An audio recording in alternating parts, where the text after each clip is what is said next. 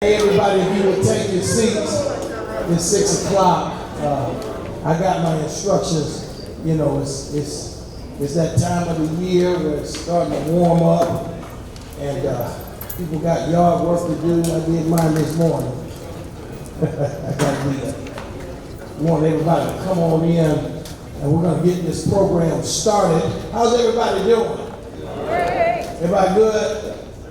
Everybody good. Y'all are smiling like it's good. I see some of y'all smiling because the school year is almost over, right?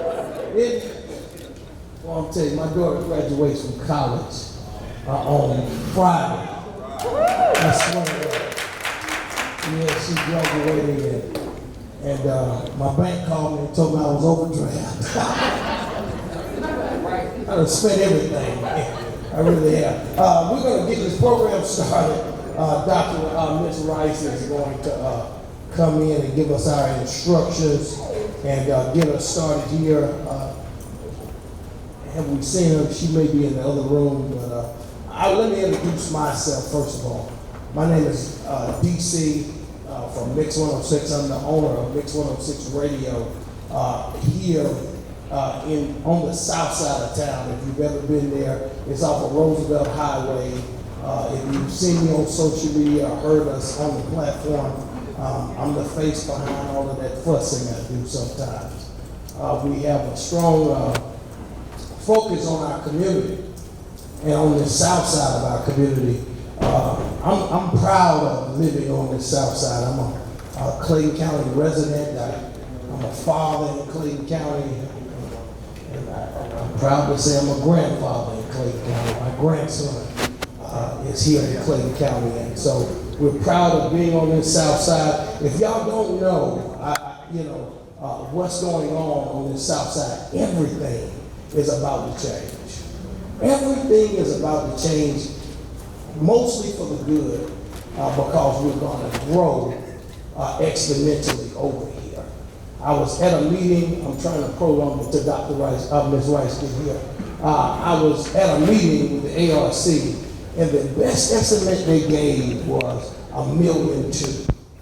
1.2 million people will move in Metro Atlanta in the next 10 years. 1.2 million people. 60% of those people will move either in Clayton County or Henry County.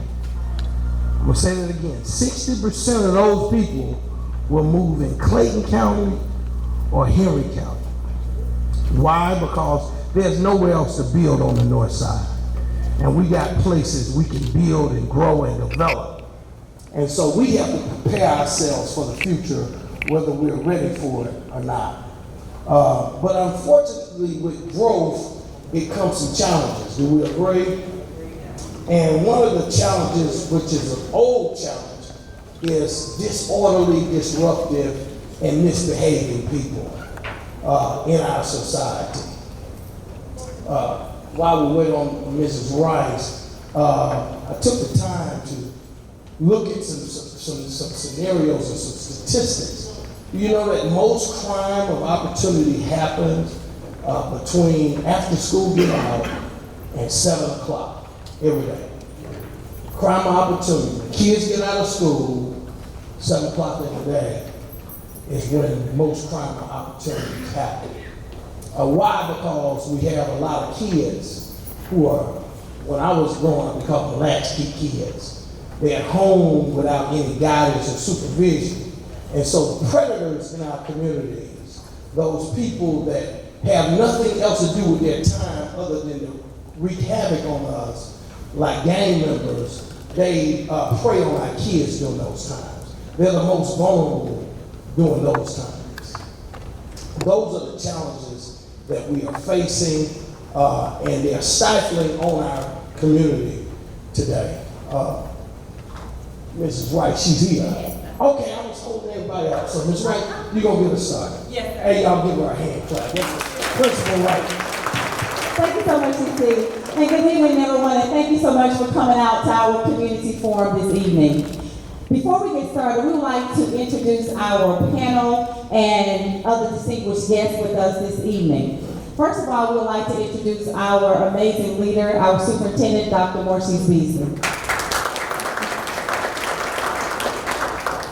We also have with us this evening, now there's a pretty lengthy list that we have here. Some are on the panel and some are our distinguished community leaders that we would like to recognize as well. So first we have Pastor Melvin Smith. He's with Cross Cultures 365 Ministries.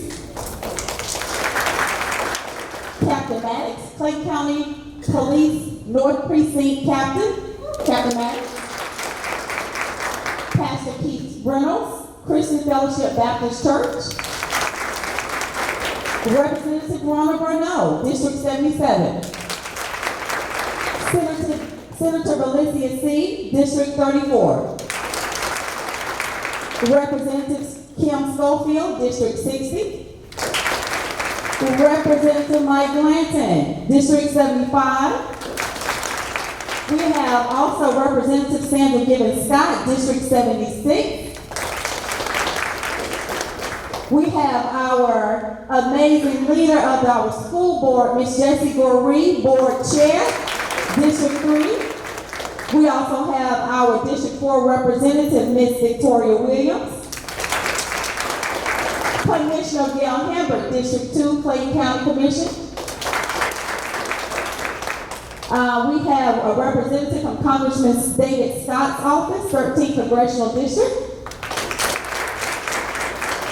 Also, Mr. Malcolm Lee, business owner, Ice Bar Restaurant and Lounge. Ms. McLean, business owner and parent community leader. Ms. Shakira Brantley, also a business owner and community leader. Ms. Sherry Ann Taylor, our Director of Behavioral Health and Student Support. Dr. Nunez, our Deputy Superintendent for Student Services. Dr. Ralph Simpson, our Deputy Superintendent as well. Mr. Chief Tommy Henderson, Jonesboro Chief of Police.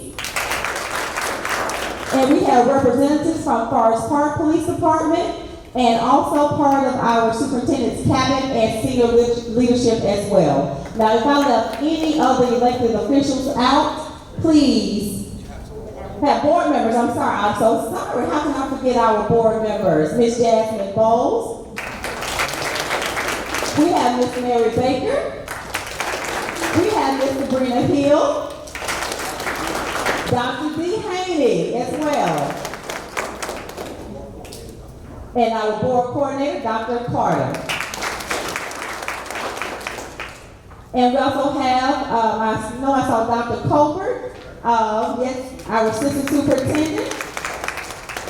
We have other principals from our community here as well with us and other educators with us. We also have our technology chief, Rod Smith. And we have our Chief of Communications, Ms. Jada Dawkins. Now that's a lot. I tell you, it's a lengthy list. Ms. Goree, Dr. Beasley, did I miss anyone? They will have everyone? All right. And our moderator tonight is Mr. Dee Cee, the one and only from Mixx Radio 106. And we have Chief Walker, our new Chief, Major Walker, our police Interim Chief of Clayton County Public Schools. Safety and security. All right. We're going to get this thing right. So, and I am Shakira Rice, proud principal of North Clayton Middle School. And we welcome you tonight. We're firm believers that it takes the entire community and village to solve any problems we may have within our community. It's not just on one facet in the community to solve our challenges. It's up to all of us. And in lieu of recent events that have taken place within our community, we felt the need to pull everyone to the table so we can start to discuss not just the challenges, but solutions. We're very solution-minded, and we want to make sure we have some things in place within our community before our scholars are released for the summer.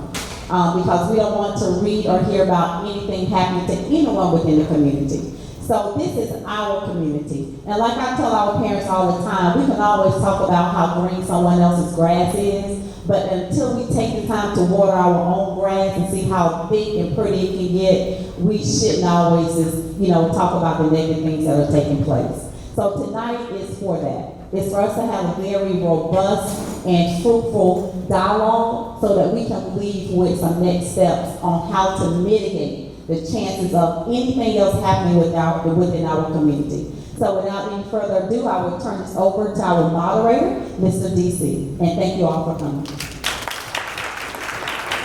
She did good. She did good. Hey, I got my instructions. Dr. Beasley said he got to go watch the game. No, I'm just playing. We're going to get through this tonight. I don't have the answers as a parent, but as a community, we can come up with some solutions. I want to know, I got to ask questions, and we're going to go down the line. If you would, when you get ready to speak, all you have to do is flip up the microphone to the on position to speak. Somebody turn me on. Okay. Dr. Beasley, you're the superintendent of our school system. In Clayton County, we have, 40,000? 53,000 students. 53,000 students. What's the biggest challenges as a system, as a school system, we face when it comes to discipline? Well, I should share, first of all, thank you, Dee Cee, and thank you, Ms. Rice, for being here, and our board and elected officials. Thank you all, the panel, for being here.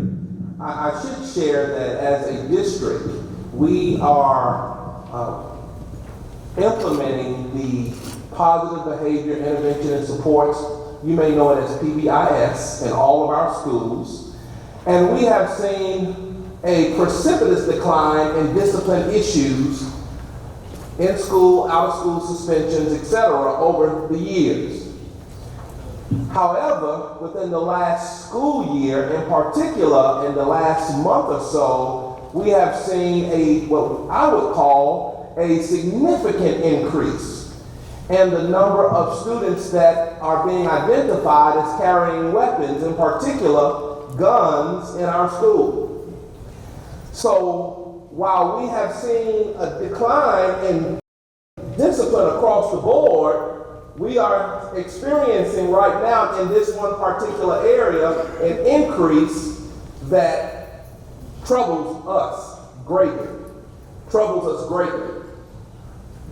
We understand that we're in a society, America has a history of violence. We understand that as a society, we have more guns in this country than many people have, many countries have population. We understand that.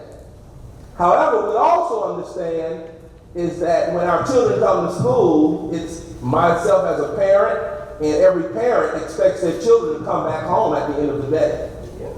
Period. But we also acknowledge that from the moment they leave the house, they get on the school bus, or they're driven to school, or they walk to school, attend school, and they get back home, there are a lot of things that can happen in that process. There are a lot of interactions. There are a lot of people. There's a potential for many things to occur. With that being stated, this year, we made some temporary decisions in light of the weapons situation to basically, at the secondary level, that would be middle and high schools, students would not be allowed to bring book bags because I would imagine, as you would imagine, many of the weapons were being hidden in student bags. Lockers, of course, many schools are not necessarily using lockers, but we just decided let's just get through the year, let's discontinue the use of lockers. Again, these are temporary solutions. We understand the concerns that parents have with kids carrying books. We understand the concern that we all have. Of course, we have wands that principals are using. I came here the other day, and the students were getting out of their cars, and they were being wanded just to ensure that they didn't have any weapons or guns, clearly. Metal detectors are being ordered for all of our schools. These are strategies that we are attempting to implement, and we are implementing But the truth of the matter is, all the research that I've read and all the chiefs of police that I've spoken to shared that you've got to do a combination of things. The school has a responsibility, the community has a responsibility, and the home has a responsibility. And so today, Dee Cee, you have been invited to help us address one of the most pressing issues that we're dealing with right now in our society that's impacting our schools. I believe that if we don't get a handle on this in our community, and when I say community, I want to be very clear. It's just not Clayton County. We were just the first district to make a decision that was publicized. All the school districts are dealing with this issue. It is important to us to get ahead of this, because at the rate we see things going, let's just be very honest, at the rate that we see things happening, it's just a matter of time before an incident happens on one of our campuses that takes somebody's life or causes someone to be injured, if we don't, as a community, get a handle on this. So today, it's about sharing what the challenges are, and I'll share, but I want the panel to share, and what the solutions are.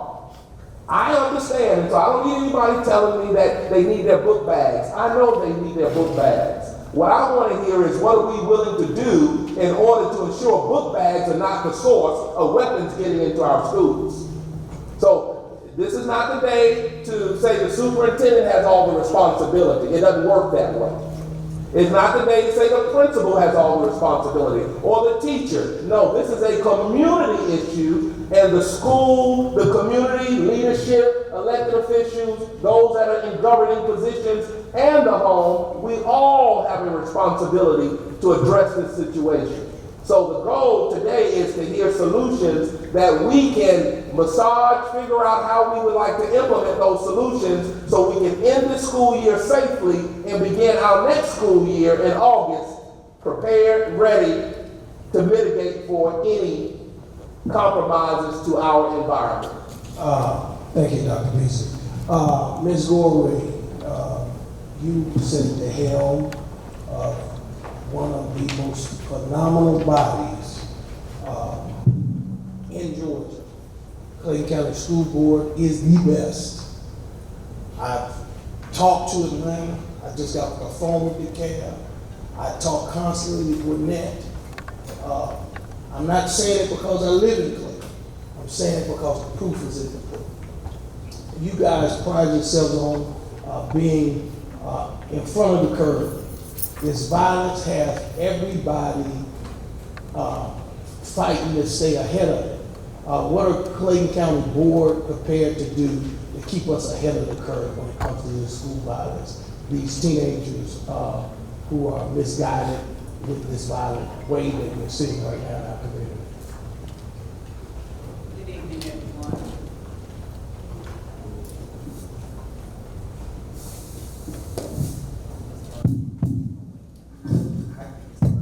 All right, good evening, everyone.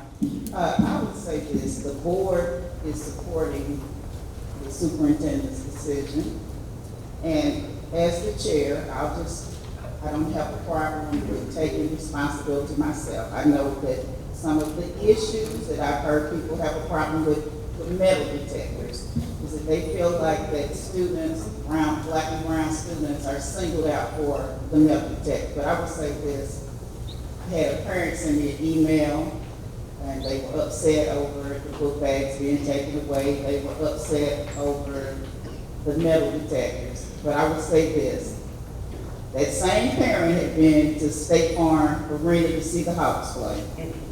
And nobody has a problem going to see the Hawks play. I'm a season ticket owner for the Atlanta Falcons. I walk through the machines all the time. If you get on the flight at the airport, you gotta go through the metal detectors. We're not saying that, that we're, just because the students are black and brown, I'm black and brown, and I don't have a problem. I want the children to be safe. I don't want it to be on my watch that something happens in one of our schools. I also have said this as far as taking away the book bags. At this time of the year, we're testing. Everyone is doing the Georgia milestones. We're doing end of course testing. we're doing the GMAT test. And most of our books are digital anyway. So it's not like that, that you can't, we have given all of our students devices. All they need to do is bring those devices into the classroom and they can do each and every other work on those devices. We have, paper and pencil that we can issue to students to get their work done. My grandchildren go to a charter school in Clayton County. They stopped they stopped being allowed to bring anything in the building a week before Clayton County schools decided. I say that we are the village. It takes the whole village to raise a child. And as the village, we all have a responsibility, just as Dr. Beasley just stated. Number one, if parents would check those book bags before the children go out the door, that would help us. We're just trying to do our best. We're not trying to just put a label on anyone. Someone just asked me when I came in here, I think I just spoke to one of my board members and she said, I can hear it in your voice. I am sleep deprived because I don't sleep well. And I've been on the board for some time. It's hard for me to have a full night's sleep because I worry about the children in the school district because they are my children. They're like my own flesh and blood. And so I am very concerned. And as a board, I think that we have been proactive throughout everything. We've been proactive when we had an issue with COVID.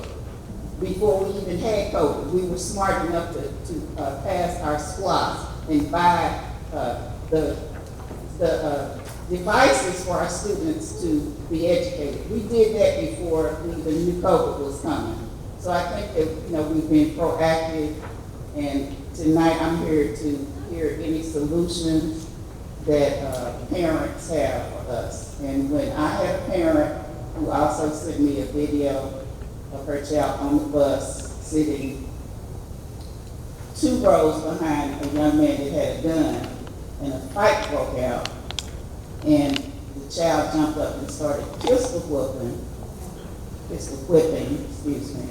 the child. Her daughter was traumatized. It brought back flashbacks of when I was a child and attended the school, and I spent the night crawling on the ground like I was in the military because people were shooting. So it just brought something back in me. And she was terrified. And she said, I'm one of those people who didn't believe in all of this stuff. But she said, I don't care what you all do. She said, I want my child to be safe. So whatever you need to put in place, put it in place so that my child can be in a safe environment every day. I'm gonna walk around so I can work both sides of this. Is that all right with y'all? I wanna talk to Senator C. I'm sorry. You C. That's it. Senator C. I apologize. State of Georgia has a role in this because you all legislate, make laws, and also you all vote on a budget. State of Georgia cut $1 billion from education without a thought in mind. It's just cut $1 billion from education. How can the state, as our representative to the state, how can we get more involved and help these local municipalities like Clayton County get the help that it needs to combat this wave of crime that we're seeing across in our region?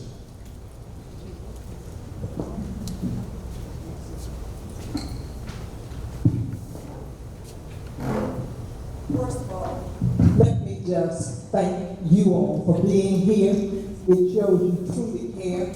This happened to be my 30th year being elected by you all to serve on some level here in Clayton County. Many of you that may not know that I actually started on the school board in 1992, where I served 8 years. I served in the House 1 term, 2 years. 8 and 2 is what? 10. I've been in the Senate now and just got my 20-year Senate pin. So I want to thank you But to answer your question, I actually posed it to the youth of today. We got all these gangbangers and all this stuff we see on the news each and every day. Many of the kids that I spoke to don't like school. So therein lies some problems. I'm not saying all, but many of them. And I say, well, if not school, what? Well, that gentleman, oh Jesus, excuse me, is it an emergency? Okay. Yes. All right. That's my grandchild. I walk from here with parents and dogs for the grandchildren. So, going back to what they were telling me is, I say, well, what is it about school you don't like? A lot of the classes. And so my mind's eye said, think about that for a minute. So I said, son, what is it you really wouldn't mind doing, if not the work that they tell you to do? He said, well, I'm not that smart, but I love cars, and I would love to know how to work on one. Of course, I flash back. I mean, I've been out of school a lot of years. Auto mechanics. Well, we got Teslas now. So we can start being a little bit more creative, and we may be. I don't get, or I try not to get, on the local level. I try to stay downtown and watch the budget and watch the boards. But when I started hearing a lot of what we were having conversations about, I thought about our fire chief, who had come up with that creative way of getting kids involved in being a firefighter, right, Chief? Those kind of things are some of the innovative thinking out the box that we may need to consider as what else. I made a list because as I talk to people, you know, one girl said she wanted to be in nursing, so why not a CNA program? Well, I hear fractions, and I hear all the reading, and it's not changed a whole lot since I was there, but not every kid is a student. And when they're not a student or B student, or even a strong C student, because a lot of strong C students are CEOs today. They're making a lot of money and doing some good living. So all of the things that we are doing, we may want to consider talking to the kids here and throughout the school system and say, well, truly, what is it you wouldn't mind doing? How do you plan to provide for yourself? You can't go out there stealing because then you're going to be eating jail food. So I just made that list of auto mechanic, firefighter, police, CNAs, banking, beauty care. How many of these girls want to do the hair and the makeup? So all I'm saying, in addition to, or maybe when we know we got strong students that just aren't as strong as we want them to be, they may not be AU students, but they may be really gifted with a lot of the talents that is necessary to make a living, because today it costs a lot of money just to get your nails done. That's true. Thank you. Thank you, Senator C. I want to go and talk to a parent out here. If you got a kid that's teenager that's in school right now in Clayton County, raise your hand. Raise your hand. I'm going to go over here because I'm lazy. I'm going over here. Could you stand for me? What is your name? My name's Angela M. Odom. My son's a junior at Morrow High School. Morrow High School. What are your concerns when it comes to this escalation in crime and violence in our community? Actually, I talked to him before I left the house. I told him where I was coming, and I said, have you encountered any issues? He's like, no, ma'am. I don't understand what the issue is. And so I said, I'm going to come and get some answers and talk to you. He doesn't take kids back in your backpack. He don't have an issue with that. He's a good kid.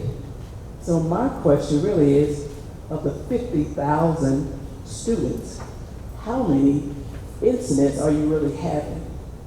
Because You want to address the question? My son don't have any issues going through any metal detector, none of that. But let's get realistic about what the actual issue is. Because it's not my kid or his friends. So what's the numbers? What are we really talking about? That's a great question. That's a great question. Doc, you want to, I wanted to go to the chief over here. We have the chief and we have student support services that also monitor our discipline data. They're here. I just want to make sure. Okay. That's a great question. Chief, what are we seeing out there? I actually think you have a great question, and thank you for that question. And thanks, Dr. Pitts. She actually has a great, wonderful environment in Marlboro High School. But my concern also is, and I'm kind of switching your question around, what if something happened to your child, and your child is a good child?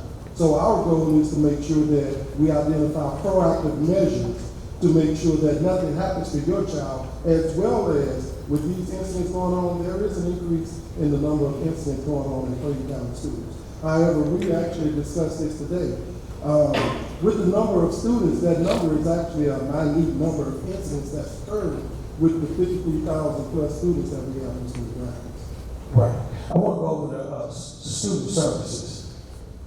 It's Dr. Nunez. Dr. Nunez, what are you seeing, or what are the numbers telling us? Well, the numbers are telling us that we have a decline in office discipline referrals. We have a decline in school suspensions and out of school suspensions. We have an increase in the number of weapons as Dr. Beasley stated, in the last few months. And the data aligns with the data that is reported to the Department of Safety and Security. Okay. So weapons. I got to go over here to you, Chief Henderson. There's a new law in Georgia, constitutional carry. The right to bear arms, nobody can question you, you don't need a permit. How will that exacerbate the problems that you're seeing in Jonesboro, and do you think it's going to be a problem in the future? Wow, that's a really good question, and a tough question. Well, our governor puts that, and we don't necessarily have an opinion of the law. We are taking a stance to enforce whatever law is the law of the land. We know that weapons are out there. The officers are just now working hard to be professionally trained. We are going over the law so that officers know that they can't ask questions about who is bearing arms. We just want to make sure that we educate our public so that they know what's going on and what to look forward to or what to look for. Again, so following the method of community policing, where the police is the public and the public is the police, we need everybody involved in public safety in our community.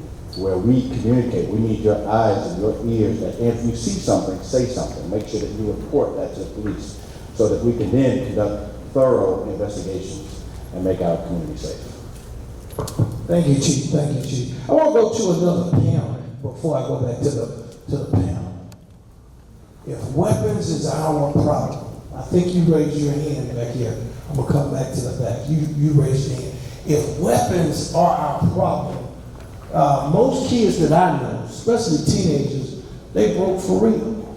So how are they getting weapons? How do they get access to weapons? And if they're the parents' weapons, whose responsibility is that to keep your kid and your weapon away from each other?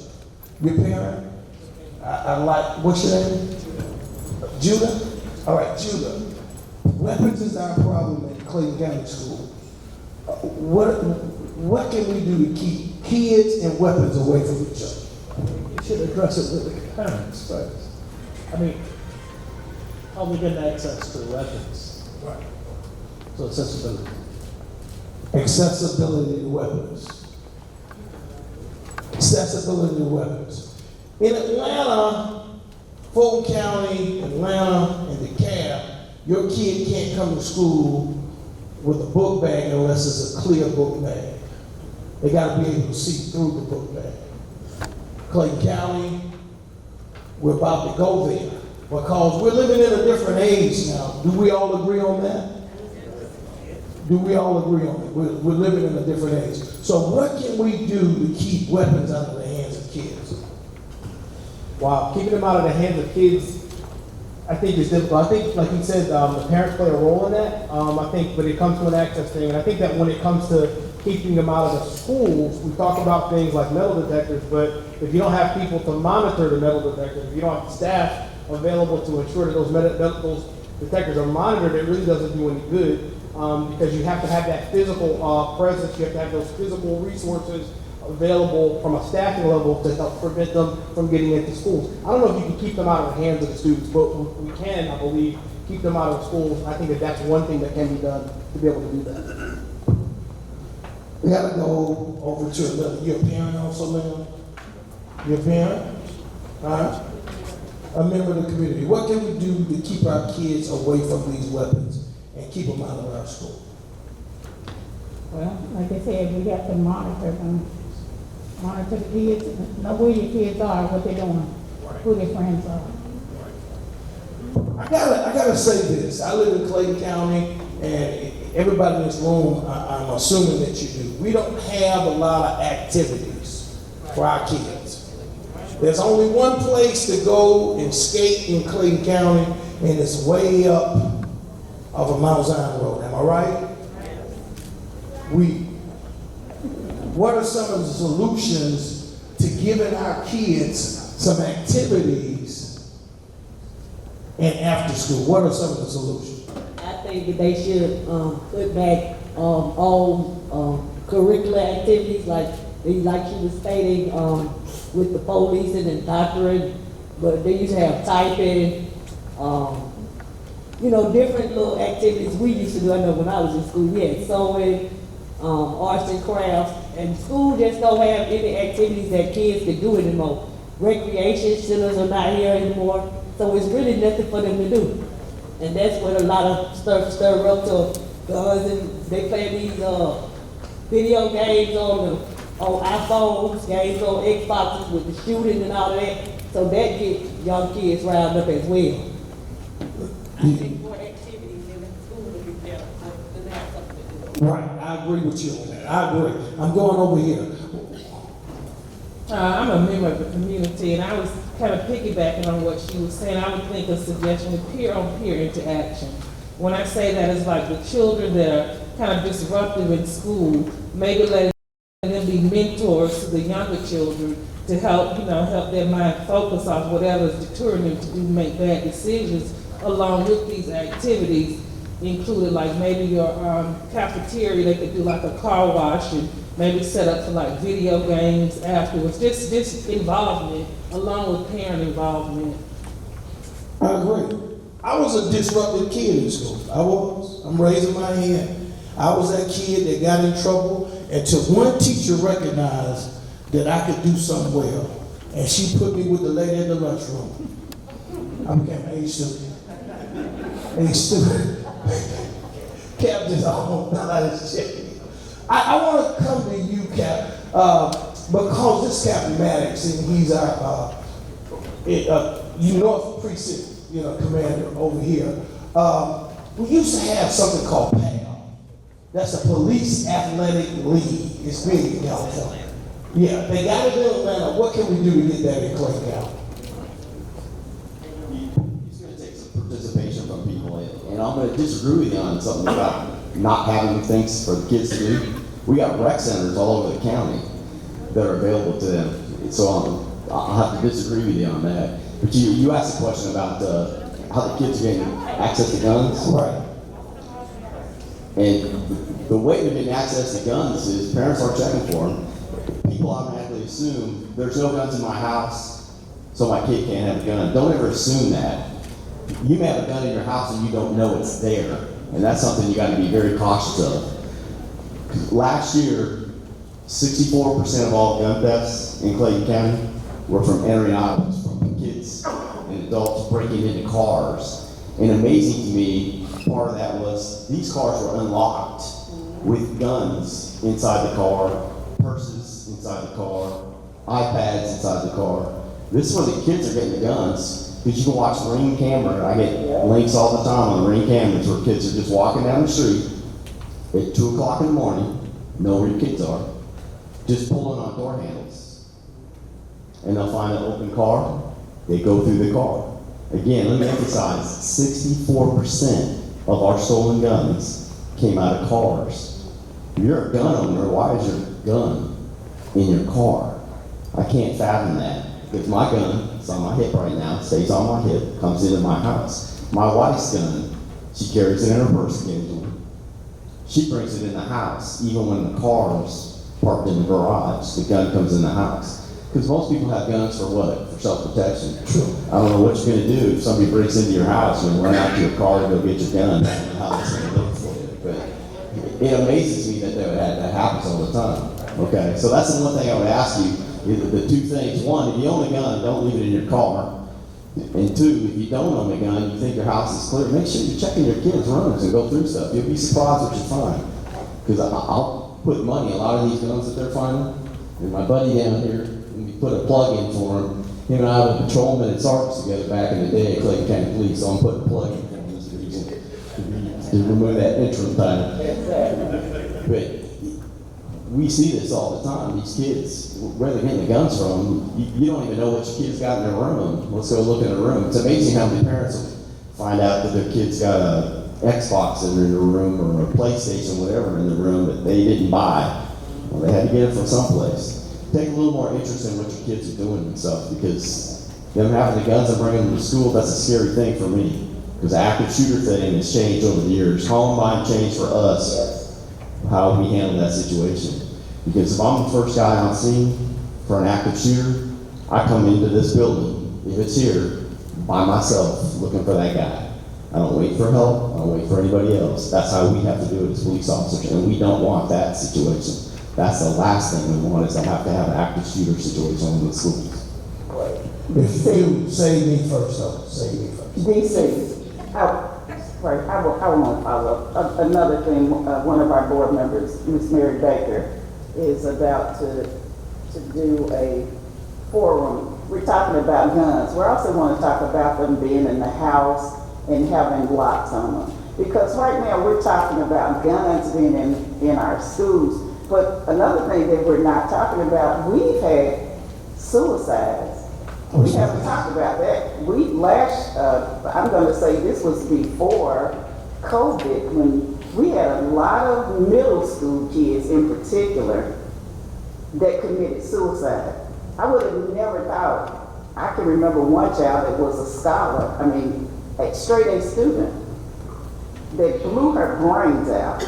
I would have never thought that I would be reading stuff like that. And I'm going to just be honest with you. The question was, how often do we find weapons? We get emails that say a school is on a lockdown. At one point, they were coming like every day for I'll say about the past 2 or 3 weeks. They're on lockdown. Now, I'm not going to say that they found a weapon, but the thing that I'm so happy about is the fact that as we're talking, our students are reporting. They're telling the principal, look, I think that somebody had a weapon. I greatly appreciate those students that are saying that to us. And maybe the numbers that we have, the data is showing that things, our discipline referrals are down. But I bet if some of you all would go and look at some of your students, your children's social media pages, you're going to look and find that there are fight pages all over Facebook, fight pages all over Instagram. Our biggest problem too is, when we have altercations, it's because kids are on social media. And then people make, their body shaming, they're insulting your child or whatever. That's how we have a lot of incidences. The irony of it is that parents, all the parents that are sitting in here right now, I shouldn't say that, the people that are in here right now, you are the parents that are very responsible, and you're monitoring your children or whatever. The ones that we really need in here are the ones that aren't doing it.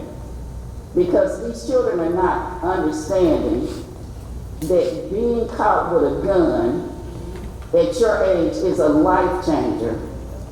it means expulsion from the school district. It means that you might end up in a situation where you commit a crime that you don't want to have, that you don't want to commit. Because you know when you have a weapon with you, you feel a whole lot braver than you would be if you didn't have one.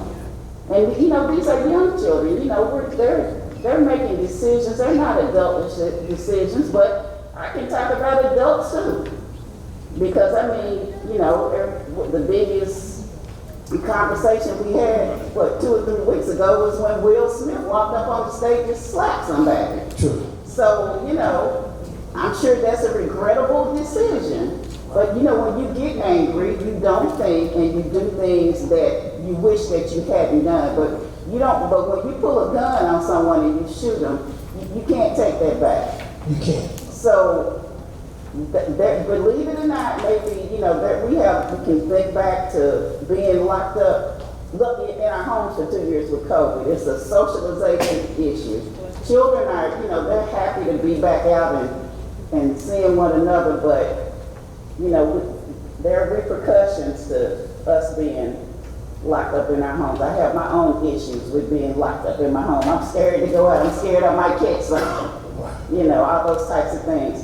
But, you know, we just need to be honest about the fact that maybe we probably couldn't even, if we really could get a handle on how many weapons were in the school, we'd probably be surprised that you've been sitting up in the classroom and somebody has had one. We talked about clear book bags. I've sat in the classroom with a kid with a clear book bag, and he was sitting right in my classroom with a gun in his jacket. Wow. Because he didn't walk through the metal detector. And yes, I heard that comment about that. Yes, those metal detectors do need to be manned to be caught. But I'm gonna say this, I think we have enough people in our schools that somebody can man those things when those kids come through in the morning. Now, we can't talk about the fact that maybe they'll slip out of the school at, you know, some other part of the day and, you know, they hide things and bring it in later. But I'm just saying right now, that's all that we can do to keep them out when they walk through the door. If somebody's there, they'll be manned and we can catch them. But there is no foolproof way of catching a weapon, and I do agree with you on that.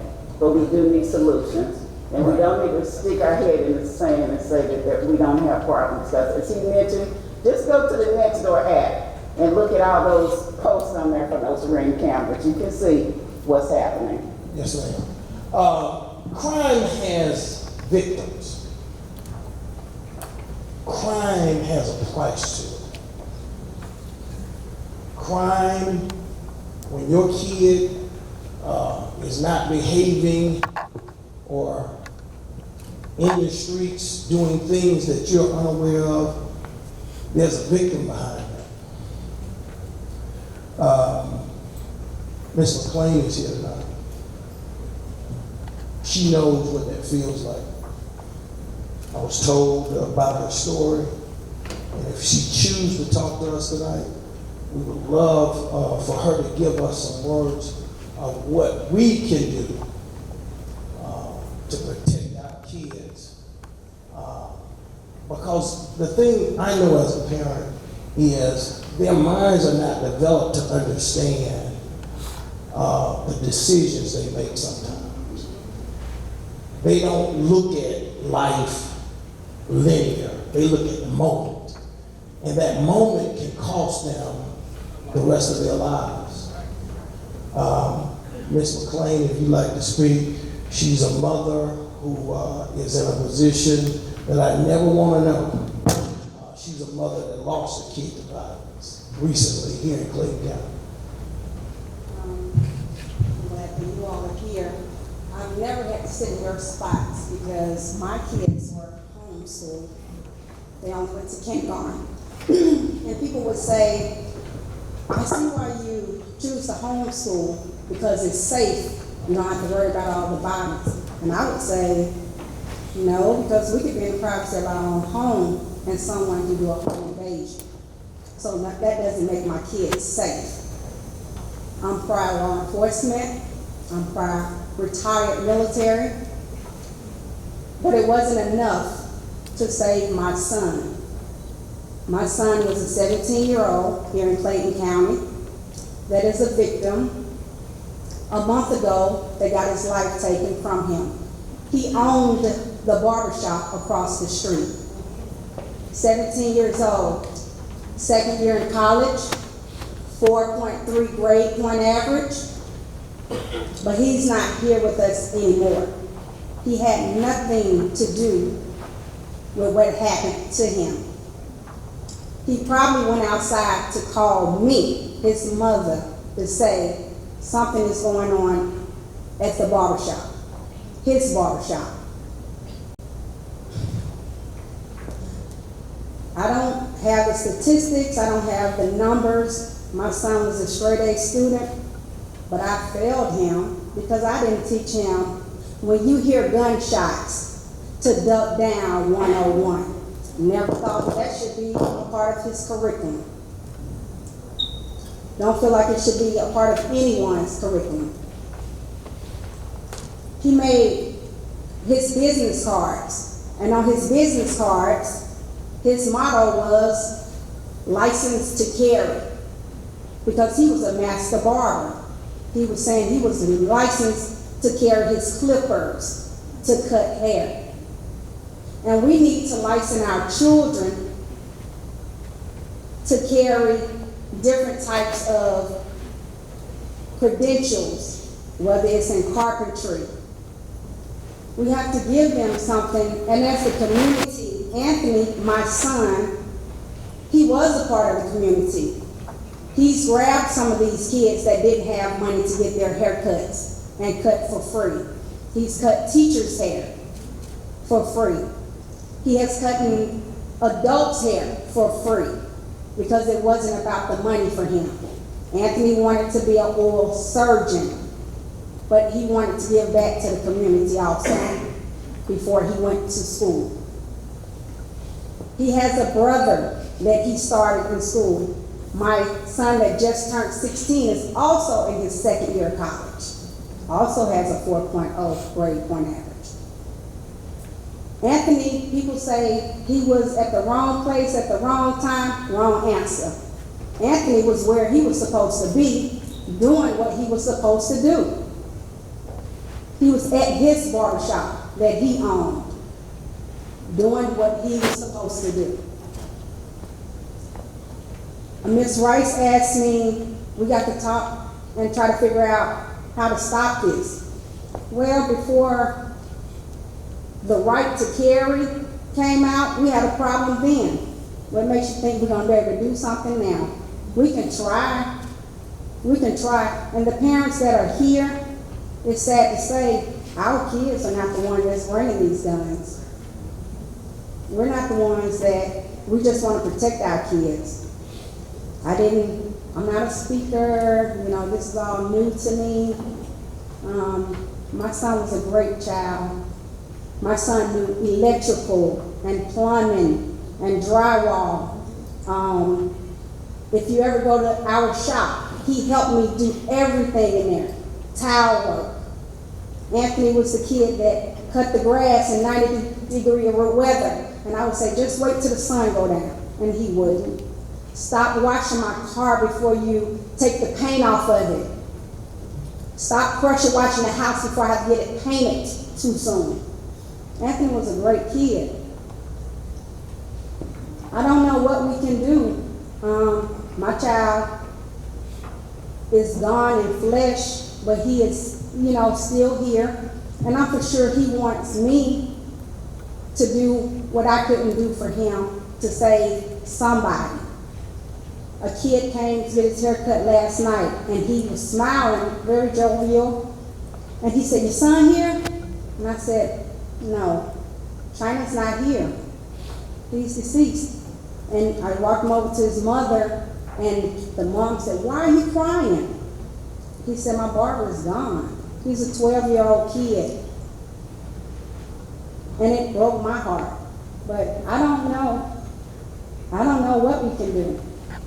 I don't know. Thank you, Ms. McCall. We'll go over here to some business owners. Increase in violence affects us all. It affects businesses.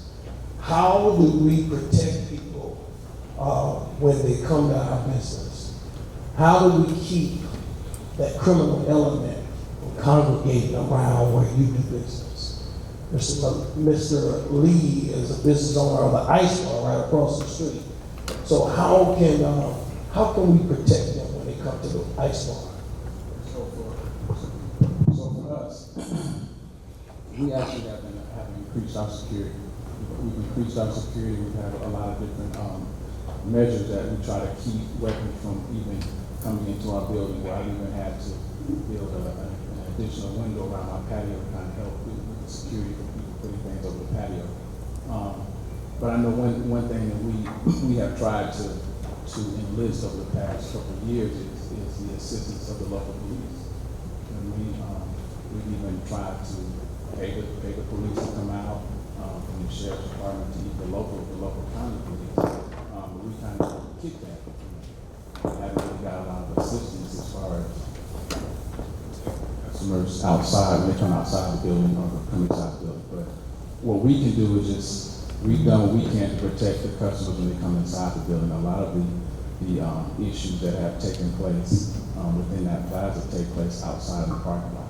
And that's actually beyond our control because we have no control about what somebody has in their car or what happens when they leave our facility if they have issues in the parking lot, or if somebody just coming from the community next door or coming down, coming down the street. So we actually have tried to instill, have an outcry for the police to come and help us. I gotta go over to Miss Brantley, Gerald Crickets. Love your wings. That plug in there. How we keeping people safe at my wing spot? How we keeping them safe over there? For us, because I have to let the community know that we're not a nightclub, we're not a lounge, we are a restaurant. And we allow the youth in our facility, even if it's 2 o'clock in the morning, because they are able to come. So we do have security there from 6 o'clock until closing, where they are checking for any weapons. They have the metal detector that they're, the wand and everything, because kids are allowed in there. So I can't have something going on in my establishment if I have our young people in there, so I have to make sure that they're protected at all times. Right. I'll see you in a little while. Yeah. I gotta go down here to Pastor Reynolds.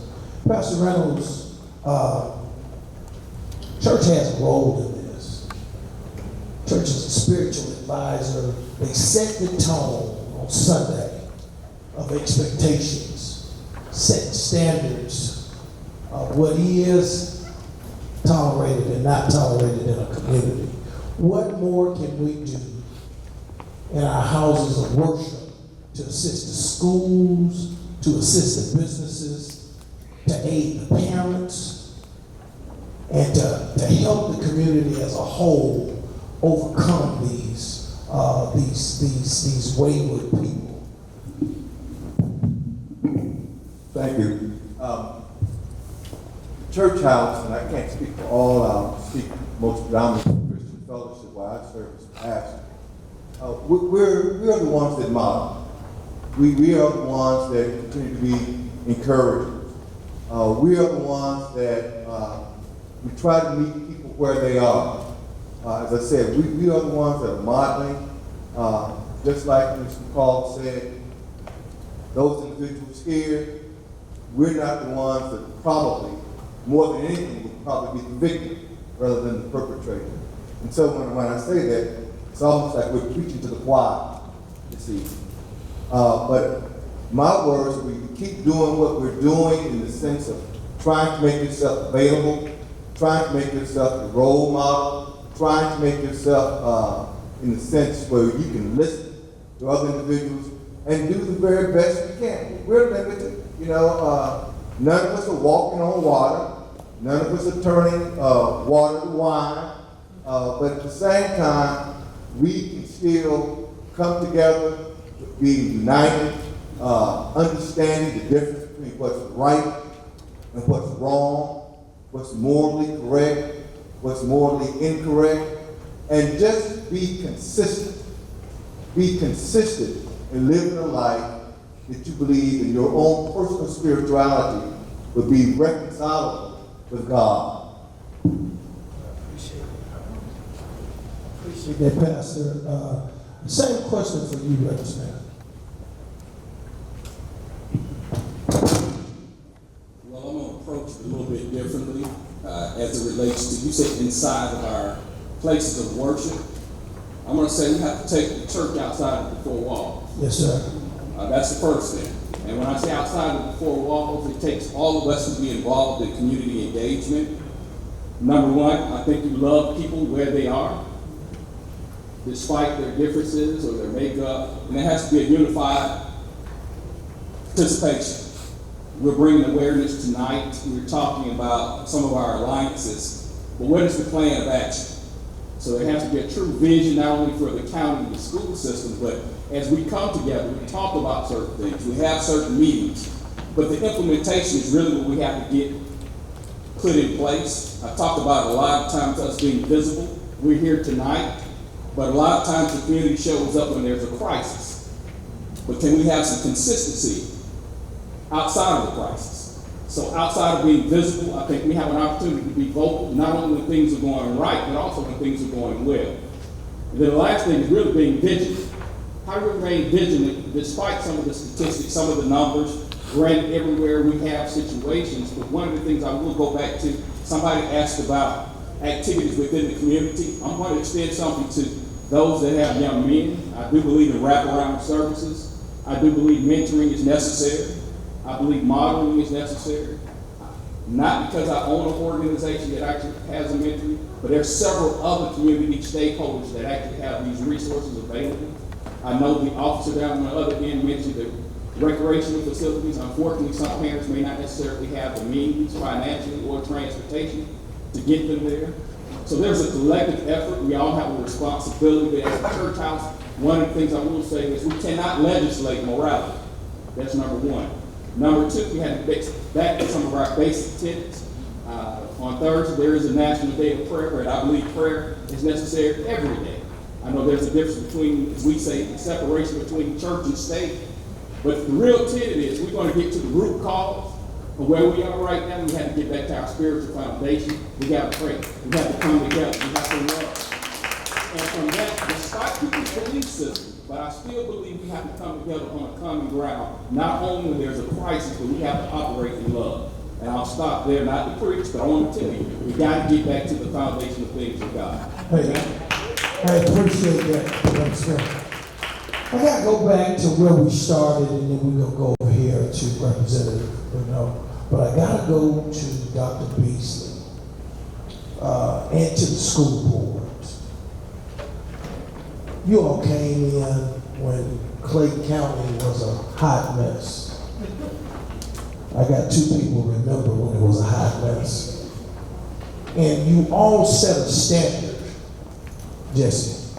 Y'all set a standard that changed the face of education in Clayton County. People don't know this. We can always point at things that we're not doing, but I like to talk about what we're doing. You all as a board set a standard, and you sought to find a person that met your standard. And you brought in Dr. Beasley, who set us to a new standard. Going forward, Doc, with all the things that we're facing, what do we do next? Well, that's a great question, and I appreciate. I just wanted to hear everyone share, and I want to hear from Representative Burnell and others who I hadn't heard from. But I'm going to tell you all something, and I'm in a unique position. I am not only a superintendent, but I happen to be an elder in my church. I happen to be a pastor. I happen to be everything that you see sitting on this panel. And so I hear the stories, and God bless the mom, Anthony's mom. We're so sorry for your loss. And it disturbs me that he was doing exactly what he should have been doing. He wasn't gang banging And Mom, to your question, most of our kids don't do all those negative things. We're talking about, relative to weapons in schools, less than 200 kids a year. Less than 200 a year. Less than 200 a year out of 53,000 kids. So most of our kids do the right thing. But our challenge, pastors, is it doesn't take but one bad apple that releases certain chemicals, let me get scientific on you, that impacts the other apples. But I want you all to think about this. Yes, we're going to continue with metal detectors, and we're going to figure out what we're going to do long term with book bags and clear book bags and wands. We're going to do all those things. But I want you all to hear, if y'all don't hear anything else I say, I want you to hear me today. Hear me well.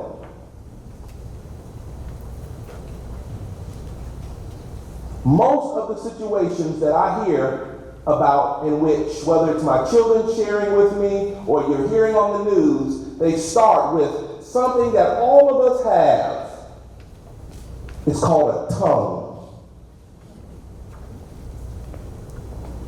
And I'm reminded that the tongue is unruly, it can't be tamed, and it sets on fire nature. I say that to say this. Even when I think about our young people carrying guns, you know why often they're carrying guns? Because they're in conflict because of the tongue. Now, we have technology today that helps the tongue get a little bit more coverage, right? Social media, things of that nature. I'm going to say this to us as a community, as a people. If we don't learn to get our words under control, we will continue to experience these episodes and increases in violence. I heard the pastor mention the word love. Our families, our households have got to figure out how we're going to de-escalate these conversations and these interactions to the point that we're not messing with anybody's constitutional right. All we're saying is pulling out a gun when you're having an argument or when you're in a conflict ought not be the solution. I learned years ago that a soft answer turns away a lot of wrath. See, I don't want y'all to get the wrong idea when you leave here as if the Board of Education, the superintendent, and principal is going to solve this. But I want you to start listening very critically to the events and the things that led up to the gun, the shooting. Even as I listen to these owners, it always starts with an exchange of words. If we don't learn to get our words under control, our tongue under control, be responsible with our words. I learned years ago that all of us will give an account of every idle word that we speak. Now, somebody needs to go back and start preaching that. Our words. So you get a combination of volatility of words, quick access to weapons, you throw in the gasoline of social media. We created a situation that contributes to what we're dealing with. Not only are we having this forum tonight, and I'm encouraging everyone to keep sharing ideas, but I don't want anybody to get any mistake to think that one action is going to absolve us as a community of what we need to deal with. We're going to continue to deal with guns, but again, it's less than 200 kids that we're dealing with. But it only takes one to cause a situation that we're trying to prevent. You all, we got to figure out who these kids are. We got to figure out who their families are, and we got to get them connected. Senator C, career pathways, that's on the list in every high school. But if you look at the profile, and I think Dr. Colbert has looked at the profile of the kids we're dealing with, attendance, discipline issues, oftentimes they're dealing with poverty beyond their control. So I want to be very frank with our community. Some of these kids come from not so poor homes. But it always goes back to some type of conflict that's going on. That's why they feel the need to carry, as you said, so they can feel more. And they don't have, most of them don't have an intention to use them at school. They're concerned about their safety as they leave home and go to school and go from school back to home. So I'm asking the community, we got to take ownership of our streets. When a drug dealer or a gangbanger has more power on your street than the homeowners, something is wrong. Every kid ought to be safe walking down every street in this county. The safest place in this school, in this district, in this county is the schoolhouse. The safest place. Oh, we have our students, they get in their little situations at school, their children, that will happen. But do a little research on those fight videos. Do a little research on those social media websites that you're talking about. You will see that it all goes back to something that happened over the weekend when they were under the supervision, or should have been under the supervision of adults. So what's my vision, DC?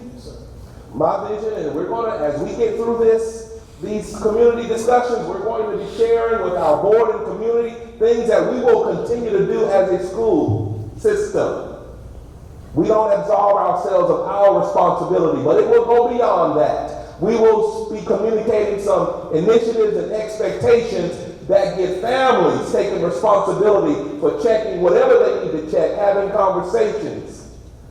Our community to take responsibility for our streets. There's no reason why Anthony shouldn't be here today. Only our community. As I heard someone say, I think it was the principal, Ms. Rice, thinking the grass is greener on the other side. The only grass that is green, that should be green to you, is the grass you own. The only community that should be important to you right now is the community you live in. And we all live in this community. We have a responsibility to ensure that our children, we have after-school activities. Can we have more of them? Of course we can. But guess what, everybody? The school system has tons of activities in every school that we encourage students to take advantage of. We have recreational centers. But we got to figure out, how do we support those who are disposed because of all of those adverse childhood events, those traumatic events that have put them in mentally in an unhealthy place, so much so, or an unsafe place, so much so that they feel the need to carry a weapon and get that weapon, whether it be from the home, and that's why we need initiatives to lock up those weapons. It's a comprehensive effort. So that's my vision, that we take a comprehensive approach. I have all the data. I collected the data from the Clayton County Police Department. I have all of our school data. From this moment on, I will be monitoring the data, not just within the school system, but outside of the school system, because it's a context. It's a community issue. to see if every initiative that we bring forth, and we will bring forth many, not just the technical things like metal detectors and wads, but I'm talking about those harder things to do. Us as adults watching what we say in front of our children. Us as adults being responsible to de-escalate and not contribute to violence. Us as adults modeling for our children that a soft answer turns away wrath. Us as adults letting children know that it's unacceptable to resolve this issue using violence. Surely bringing out a gun to solve an issue is unacceptable. So my vision is the vision for this entire community. School system, the center of that, includes all of our churches. That we get on the same page about who we are as a community. We are not that. Yes, America has a history of violence. It's been clear. You can go back from the founding of this country through slavery, through prohibition, and all of those gangs in Chicago and gangsterism. We have a history of violence. So what we're experiencing now is just a continuation of that history that we have got to figure out how to solve and address. That's impacting our children and our community. And one reason it impacts our community sometimes more than others, even with new laws, is because of poverty. I want to go, Dr. Beasley, to Representative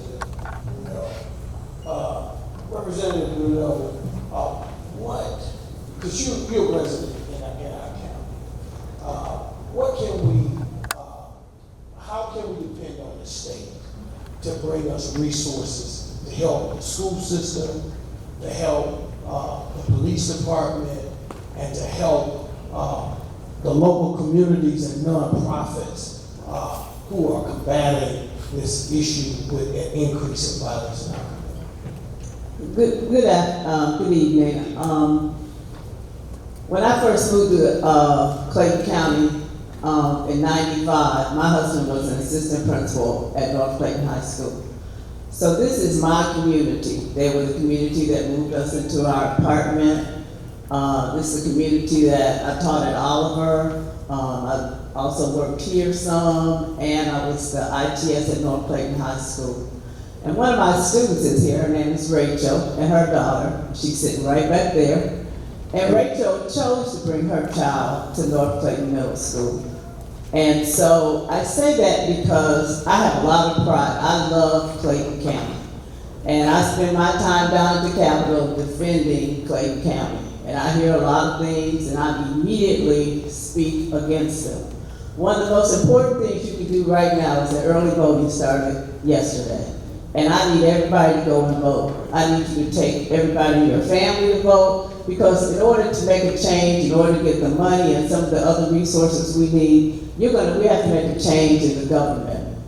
And so a lot of people don't think that the state, when the governor is running, that that's important, it doesn't have an impact, but it does have an impact on you. It has more of an impact than the president does. A lot of the money that the governor is giving you is the money that came from the Biden administration. So when you get that check tomorrow for $250 or $500, if you're a couple, that's Biden's money.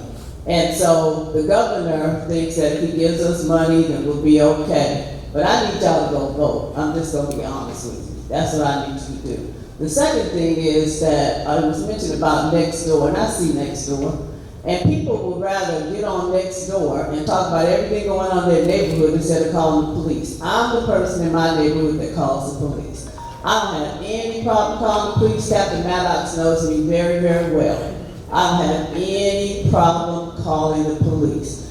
My father was a police officer in Detroit. He had a gun, and he came home every day and he put his gun in the safe. And it was not until we got ready to move out that house that we realized that the safe he was putting his gun in was actually just a box, and the door fell off the handle. It was never really locked up.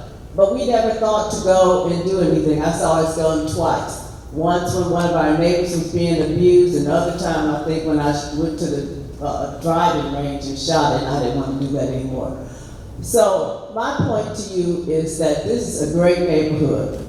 And so in order for it to continue to be, I want you to have pride where you live at. And I know that we have some problems, and Clayton County isn't perfect. But when y'all listen to those other counties talk, they got a whole lot, they're a lot worse than we are. And so all I ask you to do is go vote. I ask you to call the police when there's a problem, and I ask you to instill pride in you and your family in Clayton County. We are a wonderful county. We have more good than we have bad. And so while we have to solve the problems that we have, but in order to solve them, we have to believe in ourselves that we can. And we can't go and talk negatively about our county. We keep waiting for the media. The media's job is not to say anything nice about us. It's our job to say nice things about the place that we live at. So I just ask you not to let anybody talk against Clayton County. Don't call it Clayco. We live in Clayton County. That's where we live at. We don't live in a penitentiary. So, and when people say something about us they're not saying the correct thing, make sure that you correct them. We have a wonderful school district, we have wonderful county, we have water, we have all kind of resources. And so there are other places they don't have water. So when they start talking about the water wars, we got plenty of water here in Clayton County. And we have great water. We have all kind of resources. So this summer when your kids are out, spend your time going around and seeing all the wonderful things that are here in Clayton County. Thank you. Thank you, Representative. Dee Cee, can I share this relative to after-school activities? Yes, sir. Why you all should vote for the next blocks, right? We will have, with your approval, in March of next year, we will have 6 early learning centers. Each of those early learning centers will have a boys and girls club. Are you serious? Y'all would clap for that. So, you talk about action that we can take as a community. I heard Representative Burnout say, go vote, right? So when it's time to vote on the SPLOS, make sure you hit the polls. Our arena that we're building at the South Lake Mall area. Tell them how big that's going to be, Doc. Tell them how big. 8,000 seats. A college and career academy, Senator C. A Discovery Center, if you've been downtown to the World Congress Center to learn financial literacy. We talk about financial literacy. And it will have a Boys and Girls Club at the arena. Hey, y'all clap for that. That's in addition to the recreational centers and after-school activities that schools are doing and will continue to do. As families and as parents, it's our responsibility to ensure that our children get engaged in those. There are just some things my children didn't have a choice about. They just didn't. And that's why all 4 of them have gone to college. They didn't have a choice about college either. You know why? Because I wasn't going to take care of you the rest of your life.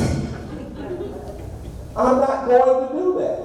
So whether you go get a credential, a certificate, or a degree, whatever you get, you're going to get something so you can become independent, self-sustaining, and get off of my road. Right.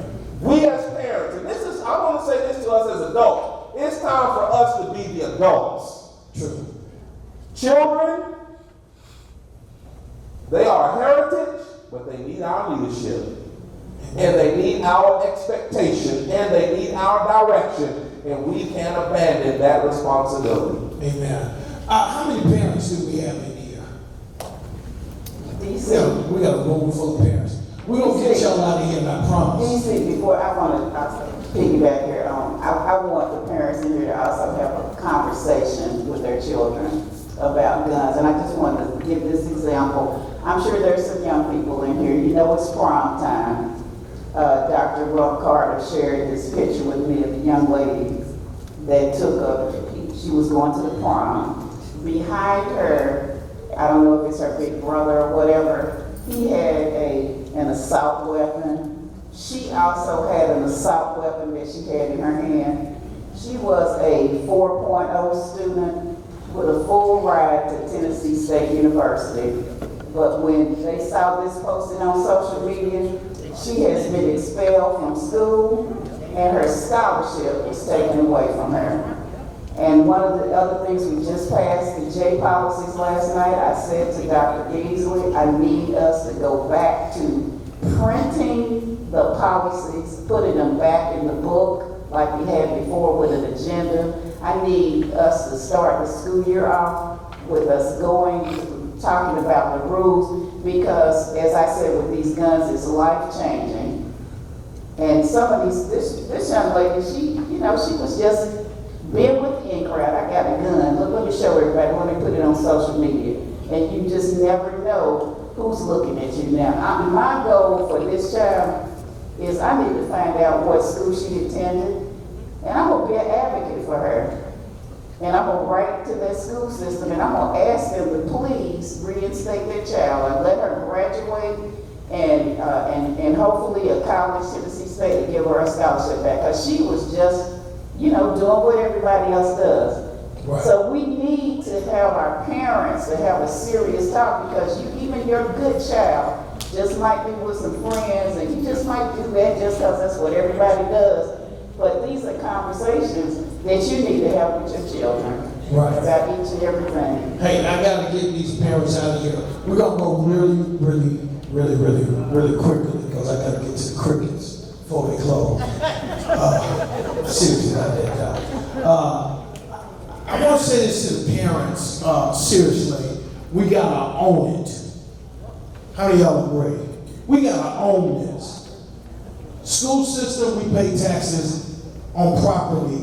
That's how they get the budget for the school board. We gotta own it. How many parents don't want the best in this world for their child? Just raise your hand. How many of y'all don't want the best in this world for your child? Just raise your hand. How many of y'all want the best for your child? When Doc said we gotta vote for the was it E-Splash? It's an E-Splash. We gotta vote for that. It's not even a question in Alpharetta and Johns Creek and Milton, do they want an E-Splash to have a world-class school system? They want one. Do you understand? We can have whatever we want down here in Clayton County, but we gotta be real about it. It's gonna cost us something. If we can buy them Jordans and buy them that PS5, we can vote on the E-Splash to get world-class facilities.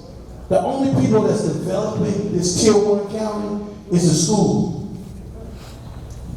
Nobody else is doing it. And I ain't trying to knock on no other politician, but the school system, this board right here, these people right here, have voted to move Clayton County to the future. This board, these people, right here. Every time you see construction happening, it's all these people right here that's doing it for us. So we need to give them everything they need in order for us to move forward. That's how your property taxes are going up, because the values are going up, because education is taking us there. We got how many blue ribbon schools in Clayton? We have 2 blue ribbon schools. That are ranked where in the country? We have in the top 50. Top 50 schools in the United States of America. Right here. They make a mistake. They're top 50 in Georgia. But they're ranked in the top, I would say, the top 1,000 high schools out of about 22,000 high schools. In the whole country. That's Clayton County. I'm saying this to us, and I want y'all to speak to me, right? Here in this county, people, we got some of the best teachers on earth. I just interviewed 3 months ago the chancellor of Woodward Academy. And I told Doc this. I asked him, I said, where do y'all get your teachers from? Do y'all go to university? Woodward Academy is the #1 private school in Georgia, and one of the biggest campuses in America. It costs $35,000 a year to go to school there. They don't have discipline problems at Woodward, because they got a standard. Your kid either want to learn or they want to get somewhere else at Woodward. We got to have the same standard here. You didn't pay $35,000 for little Ray to come to school in Clayton County. He needs to be held to a standard. Do we agree on that? Can we agree on that? As a parent. And these teachers, these world-class teachers, let me tell you about them. Woodward Academy, I asked him, do y'all go to college campuses recruit? He said, no. I said, do y'all go to other private schools to recruit? He said, no. I said, where do y'all go to recruit these teachers to keep doing what y'all do? First place he said was other school systems. I said, are you serious? He said, yeah, in Clayton County. He said, and Clayton County got one of the best training facilities in the state. So they recruit those teachers that you don't let Ray run all over to go to that $35,000 a year school and teach those kids that can afford a great education to be world class in the world. Don't trick ourselves out of the best thing we've ever seen. We got teachers that care about our kids. We got a school board that understands where we need to be, and we got a world-class superintendent that's going to get us there. We got to do our part. How many of y'all in this room is willing to do your part? All we got to do is parent. My mama had 16 babies. I'm number 15. My dad and my mama was together for 60-something years. They got the first 10 kids, my daddy said, because they didn't have a TV. That's true story. But my point is, they ran a tough ship. My mother was an educator. They ran a tough ship. They didn't play no games. When you left their house, you represented them, and don't let nobody else tell them that you didn't. Because it was a price to be paid. We gotta set a standard in our households and not put it all on the school to do it for us. We can't put it on law enforcement to raise for Ray. He got too many things that he gotta be responsible for out there. It's a bunch of drug addicts, alcoholics that keep hitting me in the back of my truck. You gotta find what you got. Hit me again the other day. but seriously, they got too many things to worry about. I want to talk to this lady because one of the biggest issues that we're facing is behavior health. It's a big problem. And I want you to tell us, and I know you with the health and wellness with the students, but I talked to the sheriff of DeKalb County, Sheriff Melanie Maddox, the sheriff of Gwinnett County, Kibo Taylor, sheriff of Cobb County, Craig Owens, and my buddy, Sheriff Pat LeBack, and of course, our sheriff, Victor Hill.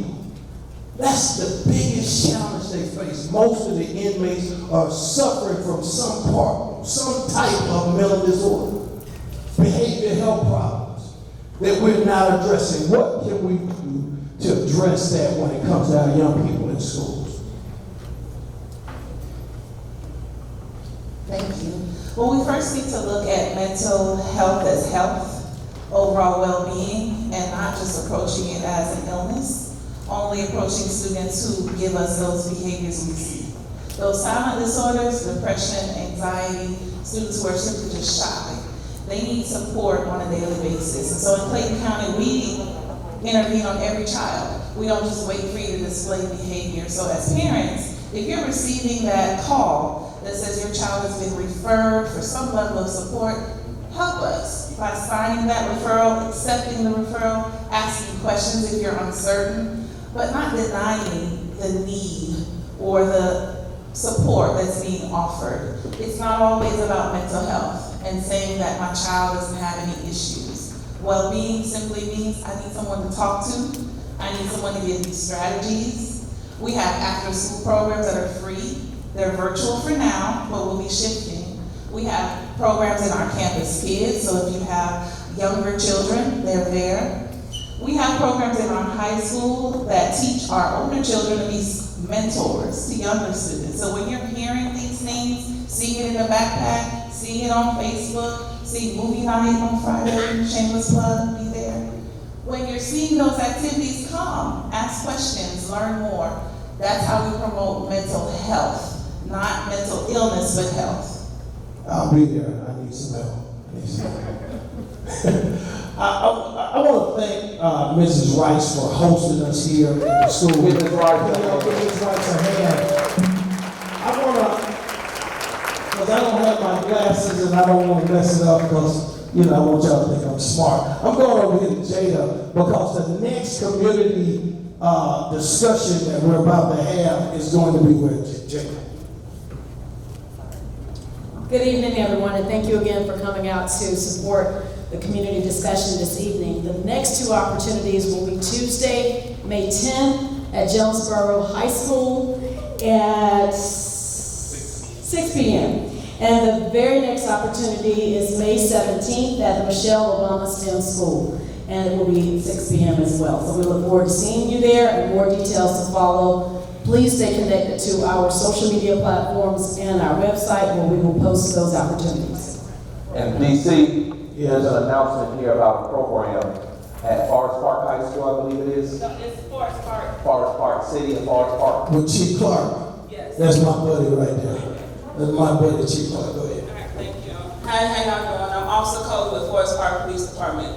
Recently, Chief Clark, my chief, he has started this SRT program, which is a special response team, where we have myself and other officers responding to gun violence. Myself, I'm from Chicago. I'm not from Georgia, but I heard him talking about me, so I'm from the city of Chicago. So these things that I see now as a police officer isn't anything that I haven't seen already. When I moved into the state of Georgia, I seen how reactive this state was. This particular panel shows me that this state can be, or that this county can be proactive opposed to being reactive. I don't think we should wait on gun violence to happen and kids to get hurt to say, okay, well, we need to do X, Y, Z. This particular task force that he started is to prevent the gun violence when it comes to juveniles. I myself, I go on calls every day, and one thing that I do not like to see from, I'm not a parent, so I can't talk about nobody's parenting skills, but I go to these calls and I see little kids running around, little babies running around while I'm talking to the adults, and the first thing that the adult says is, you better be quiet or you're gonna go with the police. They take bad people. My mom did that to us growing up, so my younger self would have hated my older self. It puts that stigma into little kids' head that the police are bad. There's no 5 or 6-year-old watching the news, so they don't see what we see on TV. But just for the fact that you put that stigma in their head that we are all bad, they can grow up and they can hate us opposed to using us for their better wealth, for their better health. I myself love when kids come up to me and want to become a police officer or whatever the case may be. So this particular program that we have, for this task force that we have, the special response team, like I said, myself and other officers on this team, we're responding to any gun violence that goes on in the city of Forest Park. We're gaining intel, and that ultimately results to us getting out there and doing community outreaches. That goes for us to hold ourselves accountable and check on our community, check on our kids, check on our schools, and check on even other cities in the county, and not just being Forest Park, not just being Morrow, not just being Clayton County, not just being Riverdale. We're all a family, and use us for y'all help, because this is what we're here for. We're not just here to lock nobody up just to take everybody to jail. That's not the case. We are here to help parents, help kids. Like I said, we gain intel and can share it with the SROs, can share it with other agencies in the city. So that's what we're here for. So, yeah, so utilize us. Thank Chief Clark for starting this team. Hopefully the other agencies can start the teams as well too. So that way we can kind of, like everyone said, what are we going to do about the gun violence? This is a start. I'm the start. Thank you. Thank you. Thank you. Go ahead, Senator. Just wanted to remind you all, since it is voting time, voting season, why that's so important. We talk about the budget and the monies that come and flow through Georgia. If we are in control of the money, we can get money. And remember now, guns everywhere. You don't even have to get a permit now. You can just get a gun. That is by design. We have to make sure that the right people are in place, so when we vote consistently, we win. Our communities can get our fair share. Right now, we don't have control of the budget because we don't have control of anything. All I'm saying, though, is I have seen the numbers drastically go down because I pulled my numbers. But the first time, we showed up and showed out. Since then, we willy-nilly. We have to be consistent voters, so I coined a little phrase, vote the ballot down the line every time. When we are consistent voters, we don't get the monies we need for all of these things because we are at the table. Thank you. Thank you, Senator. Thank you so much. I got to get y'all out of here. I promised that I wasn't going to be long. I did go over 41 minutes. Please forgive me.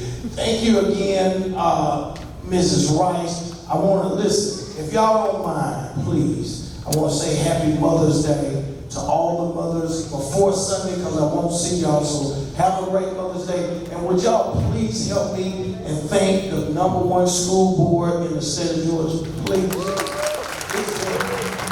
Thank y'all. Let's thank Dee Cee for his moderating the panel today. Thank you, Dee Cee. And Ms. Rice, thank you so much. So I think we'll turn it back over to you. We'll see you or you encourage others to come to our next forum discussion at Jonesboro High School next Tuesday. Next Tuesday at 6 p.m. Thank you. Thank you. Thank you so much, everyone, for coming out. Dee Cee, on behalf of our school system and North Clayton Middle School, have a little gift for you for moderating tonight. You did such a great job. Let's give it up for Mr. Dee Cee again. Had the pleasure of serving as his daughter's principal. Also tonight I want to recognize one of Clayton County's finest. He was just drafted by the Seattle Seahawks. Mr. Shamarius Gilmore. Quan, come on up, Quan. He went to North Clayton Middle School and graduated from Drew High School. One of our very own. So guys, great things are truly happening in Clayton County Public Schools. And we just want to continue those great things happening within our community. So we'll see you. Any last words? I'm glad to be the Seahawks. Congratulations, young man. We're glad to have you. Give them a hand. Representing them well. Congratulations. So we can get you at our NFL breaks the next time. I want to say to all of you, we appreciate you, to our Board of Education, Ms. Corey, Mr. Straker, Vice Chair, all board members. Ms. Joy Tellis-Cooper joined us. Raise your hand, Ms. Tellis-Cooper joined us. Remember, your board sets policy.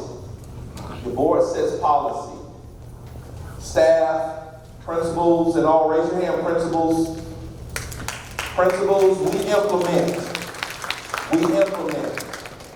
Dr. Simpson, Dr. Colbert, staff who are up here. So all the ideas that will be collected, at some point we will be presenting our plan to the board.